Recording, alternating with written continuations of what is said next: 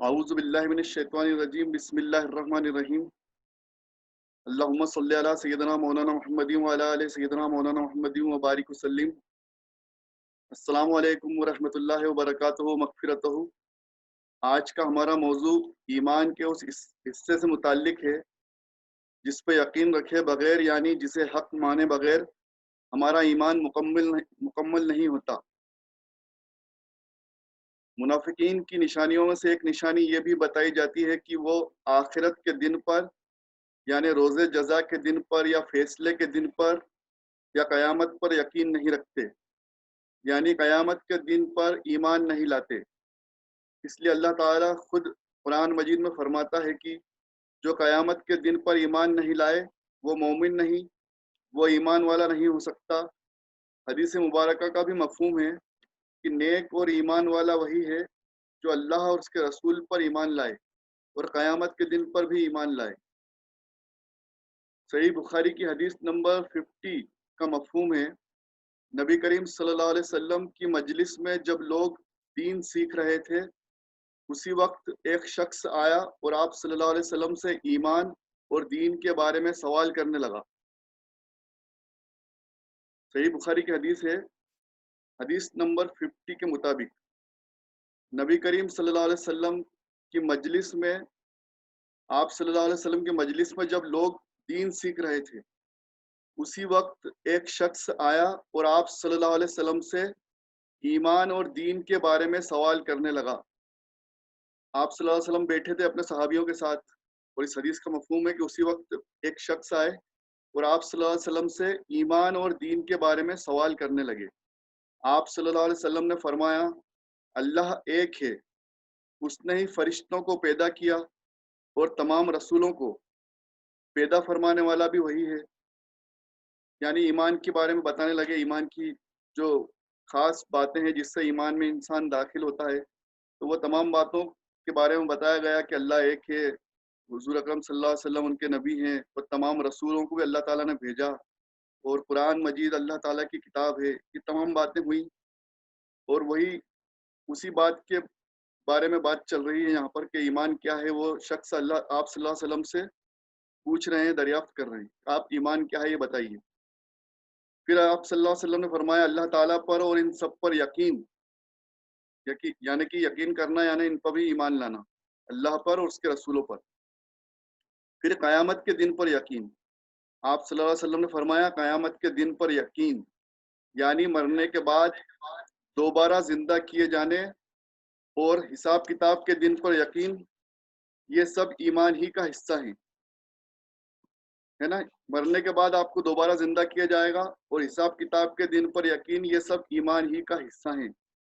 پھر اس شخص نے عرض کیا، یا رسول اللہ صلی اللہ علیہ وسلم قیامت کب آئے گی؟ اب ایمان کے ساری باتیں پوچھنے کے بعد وہ شخص آپ صلی اللہ علیہ وسلم سے دریافت کرتے ہیں، عرض کرتے ہیں کہ یا رسول اللہ صلی اللہ علیہ وسلم قیامت کب آئے گی؟ اس پر آپ صلی اللہ علیہ وسلم نے فرمایا، میں اس کے بارے میں تمہیں کچھ نشانیاں بتا سکتا ہوں، میں اس کے بارے میں تمہیں کچھ نشانیاں بتا سکتا ہوں۔ یعنی کہ آپ صلی اللہ علیہ وسلم نے یہ نہیں بولا کہ قیامت کب آئے گی، میں بتا دیتا ہوں کس دن قیامت آئے گی۔ قیامت کب آئے گی اس کا علم تو صرف اور صرف اللہ تعالیٰ کو ہی ہے۔ اللہ تعالیٰ اپنے رسولوں کو، اپنے نبیوں کو جتنا چاہتا ہے اتنا علم عطا فرما دیتا ہے، اور جو نشانیاں بتاتا ہے وہ نشانیاں وہ نبی و رسول اپنی امت کو بتا دیتے ہیں، لیکن پورا کا پورا علم رکھنے والا اللہ تعالیٰ ہے، اور وہی جانتا ہے کہ قیامت کب آئے گی۔ حضور اکرم صلی اللہ علیہ وسلم سے اس انسان نے، اس شخص نے پوچھا کہ قیامت کب آئے گی، تو آپ نے فرمایا، میں تمہیں کچھ نشانیاں بتا سکتا ہوں کہ جب لونڈی یعنی کہ غلام اپنے آقا کو پیدا کرے گی، یعنی حکومت جاہلوں کے ہاتھ میں چلی جائے گی۔ اس کا مفہوم ہم یہ سمجھ سکتے ہیں کہ غلاموں کے گھر میں جب آقا پیدا ہوں گے یعنی کہ حکومت جاہلوں کے لیے یا ناسمجھ لوگوں کے ہاتھ میں یا ناقابل لوگوں کے ہاتھ میں حکومت چلی جائے گی، جو حکومت کے قابل نہیں ہوں گے۔ اونٹوں جانوروں کو چرانے والے دیہاتی لوگ اتنی ترقی کر لیں گے کہ مکانات یعنی بنگلے محل بنانے میں ایک دوسرے سے بازی مارنے کی کوشش کریں گے۔ اب ایسے لوگوں کے پاس خوب مال و دولت آ جائے گی، پھر وہ ایک دوسرے سے ہرس کریں گے، ایک دوسرے کے مکان کو دیکھ کے اپنے مکانوں کو بڑا کریں گے، محل بنائیں گے، آرام माल और दौलत बहुत ज़्यादा बढ़ जाएगा दुनिया में। तो ये भी उस क़यामत की एक निशानी में से एक निशानी है कि लोगों के पास माल और दौलत बहुत हो जाएगा। एक दूसरे से कॉम्पिटिशन करेंगे, बाजी मारने की कोशिश करेंगे, यानी माल और दौलत में एक दूसरे को पीछे छोड़ने की कोशिश करेंगे। आप सल्लल्लाहु अलैहि वसल्लम ने फरमाया, क़यामत कब आएगी इसका इल्म सिर्फ अल्लाह ताला को ही है। और दूसरी हदीस मुबारका में आप सल्लल्लाहु अलैहि वसल्लम ने क़यामत की निशानियों में हमें बताई है बहुत सारी निशानियां, कि बहुत सारी और भी निशानियां हैं, लेकिन जो भी अल्लाह ताला का अता करदा इल्म, अल्लाह ताला ने जो इल्म अता फरमाया आप सल्लल्लाहु अलैहि वसल्लम को, उससे उन्होंने कुछ निशानियां बताई हैं। वो एक अलग मौजू है, बहुत सारी निशानियां हैं, उसका एक पूरा अलग टॉपिक है, उस पर हम अभी बात नहीं कर रहे हैं। अभी हमारा मौजू क़यामत है। तो इन सवालात का जवाब सुनकर वो शख्स जब पीठ फेर कर जाने लगे, अब वो जो शख्स आए थे, जो आप सल्लल्लाहु अलैहि वसल्लम की मजलिस में शामिल हुए थे और आप सल्लल्लाहु अलैहि वसल्लम से सवाल जवाब कर रहे थे, जब वो पीठ फेर कर जाने लगे तो आप सल्लल्लाहु अलैहि वसल्लम ने फरमाया, अपने सहाबा इकराम को बोला कि उन्हें तुम लोगों ने पहचाना नहीं? जो शख्स अभी आए थे, इन्हें तुम लोगों ने पहचाना? ये इंसानी शक्ल में हजरत जिब्राइल अलैहिस्सलाम थे। अल्लाहु अकबर। यानी जिब्राइल अलैहिस्सलाम इंसानी शक्ल में आप सल्लल्लाहु अलैहि वसल्लम की मजलिस में सहाबा इकराम के सामने आए और सवाल जवाब किए, ताकि लोगों को सुनने को मिले और समझने को मिले। लोग उन्हें मिलने और रोकने के लिए दौड़े, लेकिन वो कहीं भी नजर नहीं आए। अब हर शख्स ने चाहा कि जिब्राइल अलैहिस्सलाम से कुछ बात कर ली जाए, उनसे मुलाकात की जाए। हो सकता है लोगों ने सोचा कुछ बात करेंगे, मुसाफा करेंगे। आप सल्लल्लाहु अलैहि वसल्लम ने बोला, वैसे ही लोग दौड़े। आप सल्लल्लाहु अलैहि वसल्लम ने बोला कि रोको उन्हें, देखो वो हजरत जिब्राइल अलैहिस्सलाम थे जो इंसान की शक्ल में आए थे। तब इससे ये भी पता चला कि फरिश्ते जब चाहते हैं अल्लाह के हुक्म से इंसानी शक्ल में आ जाते हैं। फरिश्तों को अल्लाह ताला ने ये ताकत बख्शी कि वो चाहें तो इंसानी शक्ल में फरिश्ते आ सकते हैं, है ना? ये भी अल्लाह ताला की कुदरत है, अल्लाह अकबर। इस हदीस से मुबारका से कुछ और बातें हमारे सामने आ रही हैं, कुछ और बातें हमें समझ में आ रही हैं कि एक तो फरिश्तों का इंसानी शक्ल में आना, दूसरा फरिश्तों पर और क़यामत के दिन पर ईमान रखना भी ईमान का हिस्सा है ना? अब फरिश्ते होते हैं, ये भी हमारा ईमान होना चाहिए। क़यामत का दिन आएगा, ये भी हमारा ईमान होना चाहिए। क्योंकि जिब्राइल अलैहिस्सलाम खुद आकर ये सवाल पूछ रहे हैं सबके बीच में, सहाबा इकराम के बीच में, और ये वाज़ेह कर रहे हैं इस बात को, इंसानी शक्ल में आकर सबके बीच में पूछ कर वाज़ेह कर रहे हैं। और ये बता रहे हैं कि क़यामत का आना हक़ है। इसी तरीके से कुरान मजीद में अल्लाह ताला फरमाता है, ए नबी सल्लल्लाहु अलैहि वसल्लम, हमने आपको खुशखबरी सुनाने वाला और डर सुनाने वाला बनाकर भेजा। अब आप सल्लल्लाहु अलैहि वसल्लम अक्सर खुशखबरियाँ सुनाते थे, लोगों को खुशखबरियाँ देते थे, और खुशखबरी उनकी इस तरह से होती थी कि अल्लाह ताला हम बहुत रहीम है, बहुत करीम है, बहुत करम फरमाने वाला है, लोगों पर करम फरमाता है, लोगों की दुआएँ सुनता है, माफ़ फरमाने वाला है। तो कुरान मजीद में आया, ए नबी हमने आपको खुशखबरी सुनाने वाला और डर सुनाने वाला बनाकर भेजा। अब दोनों बातों की ज़िम्मेदारी आप सल्लल्लाहु अलैहि वसल्लम पर ही है कि हमें वो खुशखबरी भी सुनाते हैं, रहम करम की खुशखबरी भी सुनाते हैं, अल्लाह ताला की जन्नत भी क्या बगीचों, जन्नत की नहरों के बारे में, जन्नत के आराम के बारे में, जन्नतों के मज़ों के बारे में बताते हैं। यानी वो सब हमारे लिए खुशखबरियाँ हैं। आप सल्लल्लाहु अलैहि वसल्लम हमारी शिफ़ाअत करेंगे इंशाअल्लाह क़यामत के दिन, वो भी बताते हैं। लेकिन डर भी सुनाते हैं, क्योंकि उनको डर सुनाने वाला बनाकर भी भेजा। कोई भी नबी, कोई भी रसूल, उसकी दोनों ज़िम्मेदारी होती है कि वो आप इंसान को खुशखबरी भी सुनाए और डर भी सुनाए। तब जो डर सुनाने वाला बनाकर भेजा, उसमें यही बात उनमें सबसे ज़्यादा उन्होंने आगाह किया या खबरदार किया कि वो क़यामत के दिन, यानी रोज़े जज़ा या बदले के दिन या हिसाब किताब के दिन, क़यामत जो है वो हक़ है, और उस दिन हमारे साथ जो मामलात होंगे वो भी उन्होंने सुनाए। ये हमारे लिए डर है। डर सुनाना भी ज़रूरी है, वरना कौम को सुधारना, कौम को आखिरत के लिए तैयार करना, ये बिना क़यामत के मंज़र और बिना क़यामत के डर के पॉसिबल नहीं है ना, मुमकिन नहीं है। तो इंसान को खुशखबरी भी पता होना चाहिए और डर भी पता होना चाहिए। तो कुरान और हदीस के मुताबिक इस दिन ज़र्रा बराबर नेकी और बुराई का हिसाब व किताब होगा। मतलब आपने जो भी नेकी की होगी और जो भी बुराई की होगी, उन सबको आपको बताया जाएगा, اور اس کا حساب کتاب ہوگا۔ ہر امت اور اس کے نبی کو اللہ تعالیٰ کے سامنے پیش ہونا ہوگا۔ ہر نبی اپنی امت کے بارے میں گواہی دے گا، ہر نبی اپنی امت کے بارے میں گواہی دے گا کہ اے اللہ، میں نے تیرا پیغام ان لوگوں کو پہنچا دیا تھا، اب ان کا اختیار تھا کہ یہ اس پر عمل کریں یا نہ کریں۔ میں نے تیرا پیغام ان بندوں کو یا تیرے بندوں کو پہنچا دیا تھا، اپنی امت کو پہنچا دیا تھا، اب ان کے اختیار میں تھا، ان کے ہاتھوں میں تھا کہ یہ اس پر عمل کریں یا نہ کریں۔ قرآن مجید سے ہی مختلف سورت سے ہم قیامت کے منظر اور ہولناکی اور اس دن کی پریشانیوں کو سمجھنے کی کوشش کرتے ہیں، ہے نا۔ ہم اپنی مرضی سے یا کوئی بھی قیاس لگا کر کوئی بات کرنے کی کوشش نہیں کرتے۔ ہماری ماشاءاللہ الحمدللہ ہماری مجلس میں جو بھی بات کی جاتی ہے وہ قرآن اور حدیث کی روشنی میں ہی کی جاتی ہے۔ تو ہم قرآن شریف سے ہی اب اس کو سمجھنے کی کوشش کریں گے کہ اس دن کیسے حالات رہیں گے، کیسا منظر رہے گا۔ پہلے ہم نے حدیث مبارکہ سے یہ سمجھ لیا کہ قیامت آنا حق ہے۔ حضرت جبرائیل علیہ السلام انسانی شکل میں آ کر آپ صلی اللہ علیہ وسلم کی مجلس میں اس بات کو اور واضح کر گئے، یہ ہمارے لیے کافی ہے۔ صحیح بخاری کی حدیث ہم نے پڑھی۔ اب قرآن مجید سے ہم سمجھیں گے کہ اللہ تعالیٰ قیامت کے بارے میں کیا فرما رہا ہے۔ سورہ ممتحنہ سورہ ممتحنہ میں اللہ تعالیٰ کیا فرماتا ہے؟ اللہ کے نام سے شروع جو بڑا مہربان ہمیشہ رحم فرمانے والا ہے۔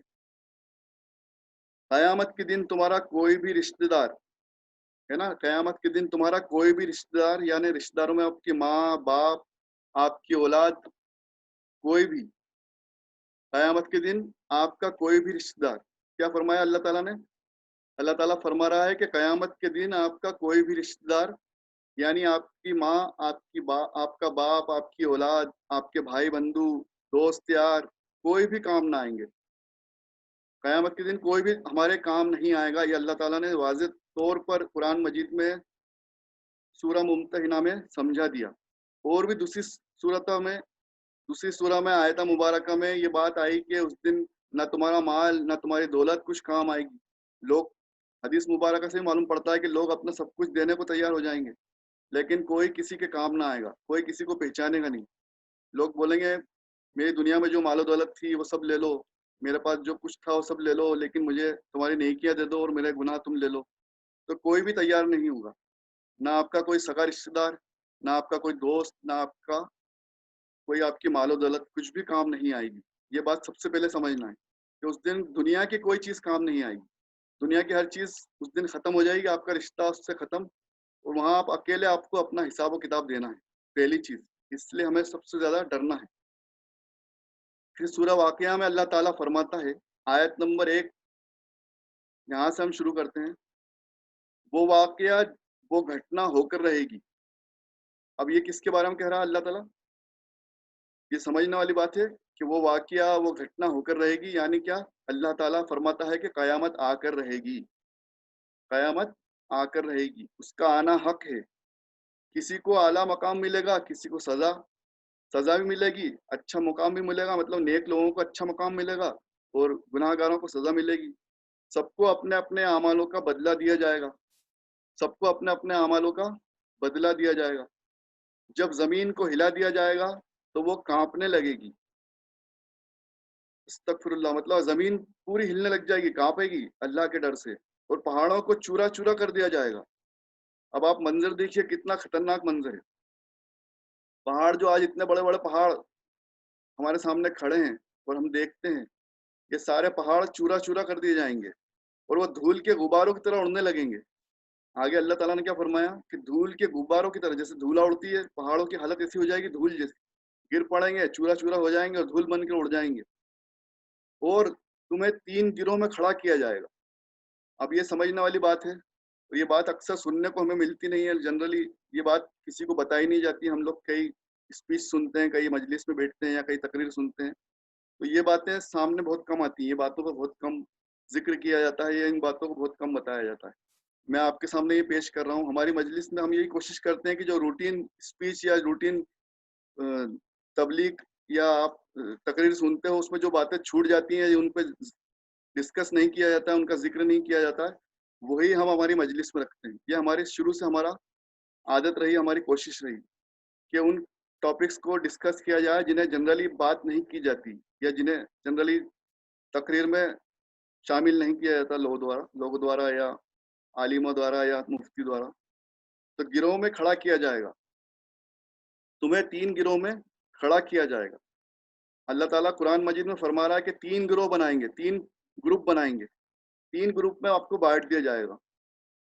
नेक लोग जिनके सीधे हाथ में नेक लोग होंगे जिनके सीधे हाथ में नामा अमाल होगा। पहला ग्रुप कौन सा है? नेक लोग होंगे, है ना, नेक लोग, या जिनको हम कहते हैं कि जो पास हो जाएंगे उस दिन उनके सीधे हाथ में राइट हैंड में नामा अमाल होगा। फिर गुनाहगारों के उल्टे हाथ में नामा अमाल होगा। जैसे रिजल्ट बढ़ता है तो राइट हैंड साइड में, राइट हैंड में जिसके रिजल्ट दे दिया समझो वो पास है। फिर लेफ्ट हैंड में जिसके उल्टे हाथ में रिजल्ट देंगे अस्तगफिरुल्लाह, वो लोग फेल हो जाएंगे, मतलब कि वो गुनाहगार होंगे। और वो आगे अल्लाह ताला ने फरमाया यही लोग अजाब में होंगे, यही लोग अजाब में होंगे जिनको उल्टे हाथ में मतलब लेफ्ट हैंड में नामा अमाल मिलेगा। अस्तगफिरुल्लाह। और तीसरे वो लोग होंगे जो नेकी में सबसे आगे बढ़े, यानी परहेजगार और मुत्तकी। सुभान अल्लाह। मतलब कि 3 ग्रुप रहेंगे।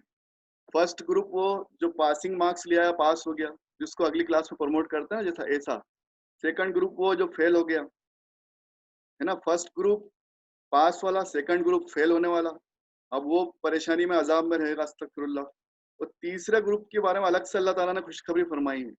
ये अक्सर हम सुनते नहीं है, हमारे सामने ये बात पेश नहीं होती है, और ये हमें बताई जाना चाहिए और हमें मालूम होना चाहिए, जिससे कि हमारा ज़ौक़ और शौक़ बढ़े नेकी में आगे बढ़ने में, ज़्यादा से ज़्यादा अच्छा अमल करने में। अब ये देखिए थर्ड ग्रुप जो है ये मेरिट वाला है।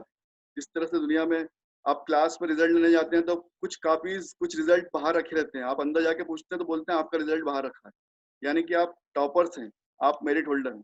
तो सीधे हाथ वाला पास होगा, उल्टे हाथ वाला फेल हो जाएगा, है ना। और थर्ड जो ग्रुप रहेगा वो मुत्तकी यानी परहेजगार और तकवे वाले लोग रहेंगे। ये सबसे बढ़कर होंगे, इन्होंने मेरिट हासिल की होगी, मतलब अल्लाह के खास बंदे जिन्होंने नेकी से भी ज्यादा अच्छा अमल किया होगा। जो आम अमल करना था उनको नेक उससे बढ़कर अच्छे अमल किए होंगे और ज्यादा अमल किए होंगे और नेकी में एक दूसरे से बढ़ गए होंगे। इनके बारे में अल्लाह ताला फिर आगे फरमाता है यही लोग अल्लाह के सबसे मुकर्रब और महबूब होंगे। सुभान अल्लाह। मतलब अल्लाह के सबसे महबूब बंदे और मुकर्रब बंदे यही होंगे। और इन लोगों को ही और इन्हीं लोगों के लिए जन्नतुल फिरदौस में बेहतरीन मकाम होंगे। सुभान अल्लाह। इन्हीं लोगों के लिए जन्नतुल फिरदौस में बेहतरीन मकाम होंगे, है ना। अल्लाह ताला हम सबको भी इन्हीं लोगों में शामिल करे और हम सबको जन्नतुल फिरदौस अता फरमाए, आमीन। मतलब अल्लाह ताला ने जन्नत में भी बहुत सारे दर्जे रखे हैं, बहुत सारे मकाम रखे हैं, बहुत सारे स्टेप्स के, इसको आप लेवल के दो। जैसे कि क्लास में 100 स्टूडेंट्स हैं तो फर्स्ट टू 100 एक लेवल होता है, टॉप 10, टॉप 20, टॉप 30। इसी तरह से जन्नत में भी बहुत सारे मकाम है, बहुत सारे लेवल हैं, और सबसे बेहतरीन, सबसे आला लोग हैं वो जन्नतुल फिरदौस में आप सल्लल्लाहु अलैहि वसल्लम के नजदीक रहेंगे। इसके बाद हम सूरह क़यामा, इसका नाम ही सूरह क़यामा यानी क़यामत है। अब इसमें भी अल्लाह ताला ने पूरी क़यामत के बारे में, उसके मंजर के बारे में बताया। अल्लाह के नाम से शुरू जो बड़ा मेहरबान हमेशा रहम फरमाने वाला है। अब जैसा कि हमने इसमें इसके पहले ही पढ़ा वैसा ही इसमें अल्लाह ताला फरमा रहा है, लेकिन इसमें कसम खा रहा है।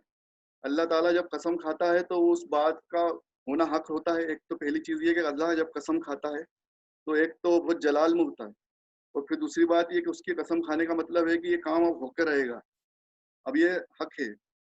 फिर अल्लाह ताला फरमाता है कसम है मुझको क़यामत के दिन की, क़यामत के दिन की कसम खाई अल्लाह ताला ने। अब इसलिए कसम खाई कि क़यामत आकर रहेगी। फिर पूछ अल्लाह ताला फरमाता है पूछते हैं क़यामत कब आएगी। अब हुज़ूर सल्लल्लाहु अलैहि वसल्लम से मुनाफिकीन और मुशरिक और ये फालतू बातें करने के लिए आप सल्लल्लाहु अलैहि वसल्लम से बार-बार कहते थे कि तुम क़यामत से डराते हो तो क़यामत कब आएगी। उनसे मज़ाक करते, उनका नाउज़ुबिल्लाह उनकी बातों को झुठलाते, अस्तगफिरुल्लाह। तो ये आप सल्लल्लाहु अलैहि वसल्लम उस बात को खामोशी से सुनते और सब्र करते। तो अल्लाह ताला ने बहुत गुस्से में फरमाया पूछते हैं क़यामत कब आएगी, जब आँखें चौंधिया जाएँगी। जब आँखें चौंधिया जाएँगी मतलब सब हालत सबकी खराब हो जाएगी। चाँद पर ग्रहण लग जाएगा, यानी घुप हो जाएगा, काला अंधेरा छा जाएगा। अब मुझे पढ़ने में भी डर लग रहा है کہ چاند چھپ جائے گا، اندھیرا ہو جائے گا، سورج اور چاند دونوں اکٹھا کر دیے جائیں گے، سورج اور چاند دونوں اکٹھا کر دیے جائیں گے، مطلب ملا دیے جائیں گے. اب ان کے ہاتھ میں کچھ نہیں رہے گا، نہ سورج اپنی مرضی سے چل سکے گا، نہ چاند اپنی مرضی سے چل سکے گا. سب کچھ پورا نظام تہس نہس کر دیا جائے گا، پورا نظام تہس نہس کر دیا جائے گا. اس دن انسان کو کہیں چھپنے کی جگہ نہیں ملے گی، اس دن انسان کو کہیں چھپنے کی جگہ نہیں ملے گی. اب سورہ مرسلات میں اللہ تعالیٰ فرماتا ہے جس دن اس بات کا وعدہ تم سے کیا گیا ہے، یعنی قیامت کا، وہ پورا ہو کر رہے گی، ہے نا. جس بات کا وعدہ اللہ تعالیٰ نے ہم سے کیا ہے وہ قیامت وہ پوری ہو کر رہے گی، وہ دن آ کے رہے گا. ستارے مٹا دیے جائیں گے، آسمان کو چیر پھاڑ دیا جائے گا. اور سورہ نبا میں فرمایا بے شک فیصلے کے دن یعنی قیامت کا وقت طے ہو چکا ہے. یہ وہ دن ہوگا کہ سور پھونکا جائے گا اور تم لوگ فوج کی فوج نکل آؤ گے. مطلب کہ سب لوگ اکٹھے ہو کے باہر آنا ہی پڑے گا، کوئی کہیں چھپ نہیں پائے گا، سب کو باہر آنا پڑے گا. جب سور پھونک دیا جائے گا مطلب کہ اعلان ہوگا اللہ تعالیٰ کا کہ اب سب کو باہر آنا ہے نا. ہر کوئی انسان جو جہاں موجود ہے وہ باہر آ جائے گا، ایک کھلے میدان میں آ جائے گا. سورہ تکویر میں اللہ تعالیٰ پھر فرماتا ہے جب سمندر میں آگ لگا دی جائے گی، اب پانی جس سے آگ بجھائی جاتی ہے اس خود پانی میں آگ لگا دی جائے گی، تب آپ بچنے کے لیے کہاں جاؤ گے؟ سمندر میں آگ لگا دی جائے گی. اور میرے بنے ہوئے بندے جن کو میں نے مار دیا، جو قبروں میں چلے گئے، ان کو زندہ کر دیا جائے گا، مرے ہوئے بندوں کو زندہ کر دیا جائے گا. سورہ زلزال میں فرمایا زمین بڑے زور سے زلزلے یعنی بھوکمپ سے ہلا دی جائے گی، بڑے زلزلے یعنی بھوکمپ سے ہل جائے گی، اور زمین میں جو کچھ بھی ہے وہ سب باہر آ جائے گا، وہ باہر پھینک دے گی، سب باہر نکال دے گی. اللہ اکبر. سورہ قاریہ میں فرمایا کہ سب کو ہلا دینے والی کیا ہے. پھر اللہ تعالیٰ سب کو ایک بار آگاہ کر رہا ہے کہ سب کو ہلا دینے والی کیا ہے. جس دن انسان بکھرے ہو پتنگوں مطلب کہ کیڑوں مکوڑوں کی طرح ہوں گے، کیڑوں کی طرف پھیل جائیں گے. انسان ایسا بکھر جائے گا ایسے پتنگے بکھر جاتے ہیں. اور وہ پہاڑ دھنے ہوئے اون کی طرح ہو جائیں گے، دھنے ہوئے اون کی طرح ہو جائیں گے. دھنا ہوا اون کیسا رہتا ہے؟ مطلب ہم اپنا دیکھتے ہیں جب ہم رضائی یا اس کے روئی کو دھنوانے جاتے ہیں تو وہ بالکل ریشا ریشا ہو جاتا ہے، ذرا ذرا ہو جاتا ہے. تو دھنا ہوا اون مطلب کاٹن کو جب ہم دھنتے ہیں تو وہ کیسی حالت ہو جاتی ہے اس کے پورا مطلب اس کو پورا ایسا ایک ایک ریشا ریشا الگ ہو جاتا ہے، اس کو الگ کر دیتے ہیں. تو اس طرح سے پہاڑ ہو جائیں گے، ہے نا. استغفر اللہ. ہمیں ہمیشہ اس لیے اللہ سے اس دن سے ڈرنا چاہیے، معافی مانگنا چاہیے. یہ تمام منظر ہر شخص کو دیکھنا ہے، یہ تمام منظر ہر شخص کو دیکھنا ہے، اور اس کی تیاری میں ہمیں آج سے ہی لگنا ہے، آج سے ہمیں تیاری کرنا ہے. کتنا خطرناک منظر ہے، اس کو پڑھنے میں مجھے ڈر لگ رہا تھا. تو اس منظر کو جب ہم لوگ دیکھیں گے تو اللہ ہی ہمارا مالک ہے، اللہ ہی ہمیں بچائے، اللہ ہی خیر کرے، اللہ ہی آسانی دے. یعنی اس دن کی ہولناکی میں اگر ہم آسانی اور راحت چاہتے ہیں تو اس کے لیے سب سے پہلے تو یہ ضروری ہے کہ ہماری زندگی اور خاص طور پہ ہمارا خاتمہ یعنی موت ایمان پر ہو، ہے نا. بے شک اللہ تعالیٰ نیک اور مومن کو آسانی عطا فرمائے گا. اس دن اللہ تعالیٰ کا ارشاد ہے اور حدیث مبارکہ سے ہمیں پتہ چلتا ہے کہ اس دن انشاءاللہ اللہ نیک اور مومنوں کو آسانی عطا فرمائے گا. جب آپ صلی اللہ علیہ وسلم اپنے صحابیوں کو قیامت کا منظر سناتے تھے، صحابی زاروں قطار روتے تھے اور پوچھتے تھے یا رسول اللہ صلی اللہ علیہ وسلم ہمارا کیا ہوگا اس دن. تو پھر اس میں آپ صلی اللہ علیہ وسلم کو خوشخبری بھیجی گئی جبرائیل علیہ السلام کے ذریعے کہ آپ فرما دو کہ نیک اور مومن لوگ آپ کے ساتھ رہیں گے اور ان کو آسانی کی جائے گی. قیامت کے دن بھی یہ آپ کے ساتھ ہوں گے، جو آج آپ کے ساتھ ہیں قیامت کے دن بھی انشاءاللہ یہ آپ کے ساتھ ہوں گے. اور جو لوگ کسی پر ظلم نہیں کرتے، کسی کا برا نہیں چاہتے، کسی کا برا نہیں کرتے، ہے نا، اور دوسروں کے ساتھ بھلائی کرتے ہیں، نیکی کرتے ہیں، اللہ تعالیٰ انہیں بھی اس دن خاص طور سے انعام سے نوازے گا، آسانی عطا فرمائے گا. اور جو لوگ کسی پر ظلم نہیں کریں گے اللہ ان پہ اس دن ظلم نہیں ہونے دے گا. جو کسی کی پریشانی کو دور کرے گا اللہ اس دن اللہ تعالیٰ اس کی پریشانی کو دور کرے گا. حدیثوں سے ہمیں بہت خوشخبریاں بھی ملی ہیں کہ جو ظلم نہیں کرے گا، کسی کے ساتھ زیادتی نہیں کرے گا، کسی کو پریشان نہیں کرے گا، اس کے لیے آسانی پیدا کرے گا، تو اللہ تعالیٰ قیامت کے دن اس کے لیے آسانی پیدا کروا دے گا انشاءاللہ. اور گناہ گار یعنی مشرک اور منافقین پہ تو سختی رہے گی، اس دن بہت سختی ہے. اس لیے ہمیں کوشش کرنا ہے کہ پوری زندگی ہم وہی اعمال کریں جو اللہ اور اس کے رسول صلی اللہ علیہ وسلم کو پسند ہو، اور جس میں کسی پر ظلم نہیں کیا جائے، ہے نا۔ نیک لوگوں کا حساب و کتاب پردے میں لیا جائے گا۔ یہ حدیث مبارکہ سے پتہ چلتا ہے کہ نیک لوگوں کا حساب کتاب پردے میں لیا جائے گا۔ اب یہ لوگ وہ لوگ ہوں گے جن کا پردے میں حساب و کتاب لیا جائے گا، جو دنیا میں دوسروں کے ساتھ کوئی ظلم نہیں کرتے تھے، ان کی برائیوں کو، ان کے عیب کو، جو ان میں کمیاں ہیں، پرسنل پرابلمس ہیں، ان کی جو ذاتی کمیاں ہیں جو اللہ تعالیٰ نے انہیں دے دی ہیں، ان کے بدن میں کوئی کمی ہے یا ان کے معاملات میں کوئی کمی رہ گئی ہے، لیکن جو ان کا ذاتی معاملہ ہے، جو باتیں وہ پرسنل ہیں، اگر کسی کو پتہ چل جائیں تو وہ سب کے سامنے ظاہر نہ کرے، اس کی برائیوں کو سب کے سامنے نہ بتائے اور اس کو چھپا لے، اپنے تک رکھے۔ تو ایسے انسان کے لیے بھی خوشخبری ہے جو دوسروں کی کمیوں کو، برائیوں کو، ہے نا، عیب کو چھپا لے گا۔ اللہ تعالیٰ فرماتا ہے کہ اس دن، قیامت کے دن میں بھی اس کے عیب کو چھپا لوں گا۔ سبحان اللہ۔ مطلب اس کا حساب کتاب پردے میں لیا جائے گا۔ اب پردے سے لینے کا مطلب ہے کہ جیسے ہم دعائیں کرتے ہیں کہ اللہ تعالیٰ ہمیں بنا حساب کتاب کے جنت الفردوس عطا فرما، تو اب حساب کتاب تو ہوگا لیکن کسی کو پتہ نہیں چلے گا، اللہ تعالیٰ پردے میں حساب کتاب لے گا، ہے نا۔ اب جو لوگ دوسروں کی ہنسی نہیں اڑاتے تھے، دوسروں کی برائیاں نہیں بتاتے تھے، تو انسان ایسے انسان کی ظاہری طور پر بنا حساب کتاب کی جنت میں داخل کر دیا جائے گا۔ یعنی حساب کتاب تو ہوگا لیکن اس کے گناہ لوگوں کو بتائے نہیں جائیں گے، لوگوں کے سامنے گناہ سامنے نہیں آئیں گے، اللہ تعالیٰ اس کے گناہ چھپا لے گا، اسے پردے میں رکھے گا، اسے اس کے گناہ بتائے بھی جائیں گے، تو نے یہ غلطی کری تھی، یہ اچھا کام کیا تھا، پھر وہ افسوس بھی ظاہر کرے گا، وہ ڈر جائے گا کہ شاید اب خدا نہ خواستہ اسے قیامت میں بھیج دیا جائے گا، وہ اپنے گناہوں کو دیکھ کر بہت ڈر جائے گا، لیکن پھر اللہ تعالیٰ اسے معاف فرما دے گا اور اسے جنت میں بھیج دے گا۔ سبحان اللہ۔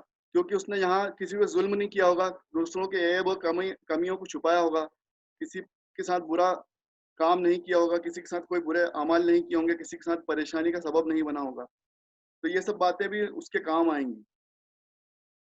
اب یہ سب باتیں ہمیں یاد رکھنا ہے اور سمجھنا ہے کہ ہمیں اپنے اعمالوں کو سدھارنا ہے، قیامت کا دن حق ہے، اس کی ہولناکی سے بچنا ہے، اس کی پریشانیوں سے بچنے کے لیے اور اپنا آسانی کرنے کے لیے ہمیں اچھے عمل کرنا ہے، اور قیامت کے بعد کچھ ہمیشہ دماغ میں رکھنا ہے، اور قیامت آئے گی ہی جیسے موت آتی ہے، تو جس طرح سے ہم موت کو روز یاد کرنا چاہیے، اسی طرح سے قیامت کو بھی یاد رکھنا چاہیے، جس سے کہ ہمارے اعمال سدھر جائیں، ہم اپنے اچھے عمل کریں، ہمارے اعمالوں کو ہم سدھارتے رہیں، کوشش کرتے رہیں کہ ہم اپنے لیے اور اپنے گھر والوں کے لیے بہتر بنیں، اپنے رشتہ داروں کے حق میں بہتر بنیں، دوستوں کے حق میں بہتر بنیں، تاکہ اللہ تعالیٰ اس دن ہمارے ساتھ بھی آسانی عطا فرمائے، ہمارے ساتھ بھی بہتری عطا فرمائے، اور قیامت کے دن ہمیں آسانی عطا فرمائے، اور ہم سب کو بنا حساب کتاب کے انشاءاللہ جنت الفردوس عطا فرمائے۔ اللہ تعالیٰ کہنے سننے سے زیادہ عمل کی توفیق عطا فرمائے۔ وآخر الدعوانا ان الحمدللہ رب العالمین۔ اللہ تعالیٰ ہم سب کی زندگی میں اور قیامت کے دن اور قبروں میں آسانی عطا فرمائے، ہم سب کو جنت الفردوس عطا فرمائے، تمام مرحومین کو حضور اکرم صلی اللہ علیہ وسلم کے صدقے و طفیل میں، اور ہم سب کے مرحومین کو، رشتہ داروں کو، تا قیامت جتنے مسلمان آئیں گے، پوری امت مسلمہ کو جنت الفردوس عطا فرمائے، ہم سب کو ہر دکھ، تکلیف، رنج، غم، صدمے سے، لا علاج بیماریوں سے، بری بیماریوں سے، وبا سے ہم سب کی حفاظت عطا فرمائے، ہم سب کے معاملات کو، پریشانیوں کو دور فرمائے، آسانی عطا فرمائے، ہم سب کی زندگی میں خوشیاں اور برکت اور کامیابی عطا فرمائے، دنیا اور آخرت کی کامیابی عطا فرمائے۔ ربنا آتینا فی الدنیا حسنۃ وفی الآخرۃ حسنۃ وقینا عذاب النار۔